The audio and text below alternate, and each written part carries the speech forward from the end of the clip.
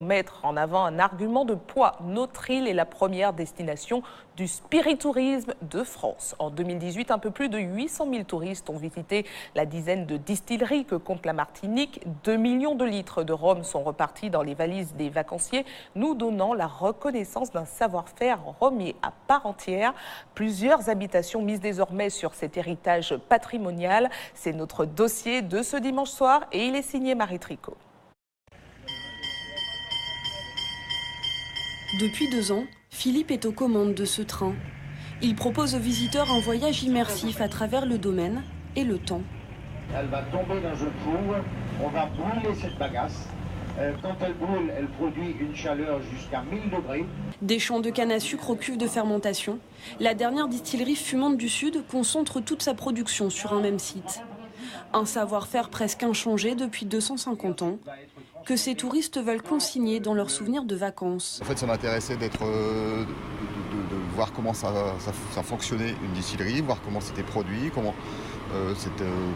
tout ce processus de rhum marchait. C'est la première fois que je viens en Martinique, donc autant qu'à faire, autant découvrir autre chose que les plages aussi. Le domaine de la Monie et celui de Trois-Rivières se partagent 100 000 visiteurs à l'année. Un chiffre en constante augmentation.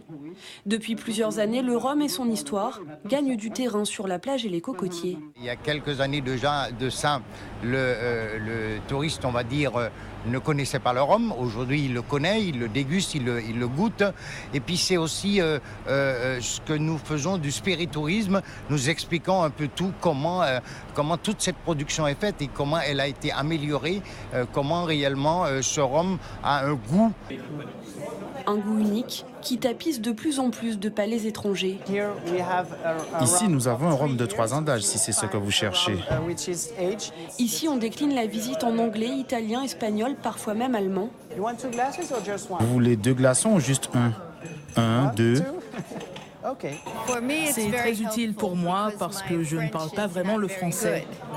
Grâce à sa maîtrise des langues étrangères, Jimmy a été embauché en CDI. On essaie de se dépasser, c'est un espèce de challenge contre soi-même, de bien pouvoir expliquer un peu le patrimoine, enfin l'histoire bien sûr de l'habitation, comprendre nos rhums, enfin ce qu'on propose. Et le plus souvent, les gens partent avec une bonne appréciation d'ici de l'habitation. Au plus fort de la saison touristique, l'habitation Clément fait appel à des prestataires pour gérer l'afflux de véhicules sur le parking. Plus de touristes équivaudrait à plus d'emplois. C'est en tout cas l'alchimie recherchée par la filière. En 2018, le spiritourisme représente un chiffre d'affaires de 100 millions d'euros. Le spiritourisme est un créateur d'emplois et le spiritouriste apporte à la Martinique finalement des devises parce qu'ils viennent de l'étranger, ils viennent des États-Unis, du Canada, d'Italie, d'Espagne et aussi bien entendu de l'Hexagone. Et à chaque fois effectivement que ce type de touriste achète nos produits, quand il retourne dans son pays, finalement il devient ambassadeur du rhum de la Martinique et il va chercher à acheter ces mêmes rhums dans les circuits de distribution, soit des supermarchés, soit des drugstores ou des liquor stores dans les pays notamment européens et américains. Objectif d'ici 3 ans, atteindre le million de spiritouristes.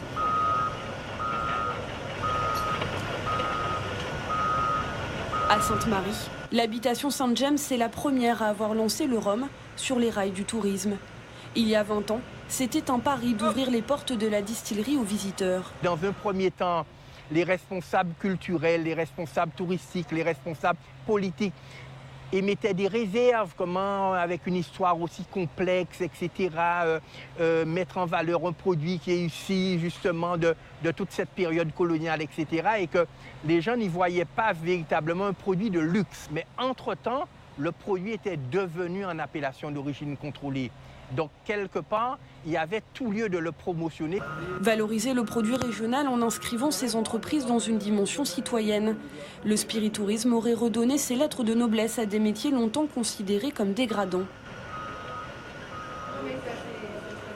Ne plus simplement repartir avec une bouteille, mais avec un bout d'histoire aussi. Et donner une dimension culturelle à un tourisme qui, lui, peut être consommé sans modération.